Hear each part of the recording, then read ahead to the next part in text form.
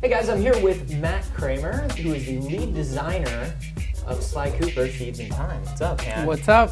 We just got to play a couple levels, Max and I. Max played the feudal Japan level, and I just played the medieval level, which was very cool. This is your first Sly Cooper game. Well, you did the HD collection. Yeah. And but this is the first one that you guys are designing from the ground up.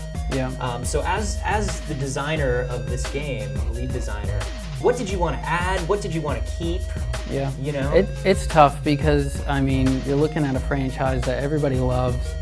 We don't want to change it too much, but we still want to add a lot of new flavor to it. You know, for me personally, I like Sly 2 the best. And that's the one we really looked at the most.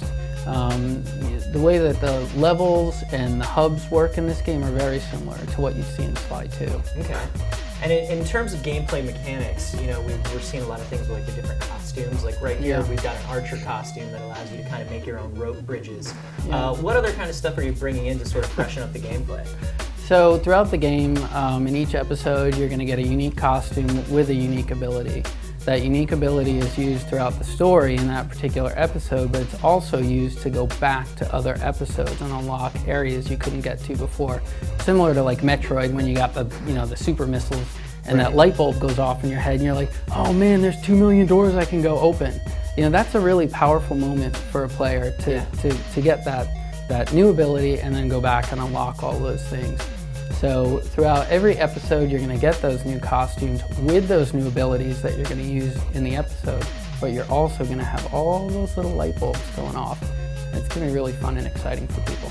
And every ancestor that you meet, because this whole game is about going back and meeting all the ancestors that you learned your moves from in the first Sly. All the ancestors, they have kind of new mutations of the moves that we already know, right? Can you tell me about some of those? Sure. So we looked at Ryuichi Cooper.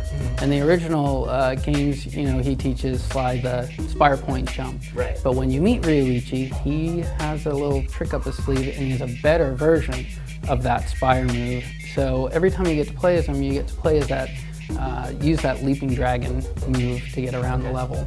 So, and similar like the costumes, you know, I use the costumes to unlock other areas. There may be a bottle in a hub or something that you can't get to. But when you unlock the ability to use Ryuichi, you can bring him out in the hub and you can use him to get that bottle. Again, there's a lot of like that mental noting, I like to call it. It's like players gonna go around and be like, how do I get that? And then later, you're gonna get Ryuichi and be like, I can go do that thing. So. But even with this new stuff, you're definitely trying to keep it as core and familiar as you can for Sly's, right?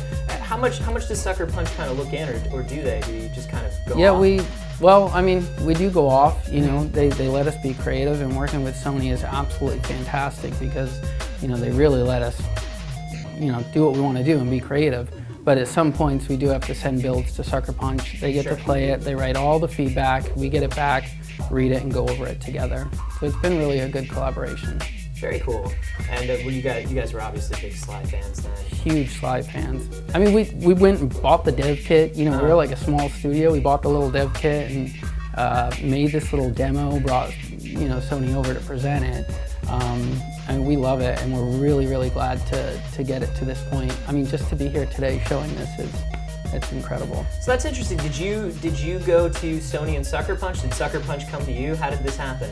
Well, I think at the time we were doing a Secret Agent Clank port from PSP to PS2, and then we had the idea about doing Sly Cooper. We knew that they were busy with Infamous. We threw together this big PowerPoint presentation, what the story would be, kind of what you would be doing, but we also had a demo. And the demo basically consisted of a small little area. It showed Sly Cooper, what would he look like on the PS3, what would a Sly Cooper level look like on the PS3, and how you would move around the space. So we put that together, brought him over, showed him the PowerPoint, and then it was like, oh, and here you could play it. Whoa, a demo too, so pretty good. So and they took that demo and actually showed it to Sucker Punch, and they're like, who made this? It was pretty good. That's awesome. So it's definitely, you guys are fans of the series. You're doing it with the blessings of the guys who created it. Yeah. When are we going to be able to see Thieves in Time? We will be able to see it around fall of this year. Very cool, and I'm sure we will have more updates for you guys very soon, and you'll invite us back, right? Of course. Awesome.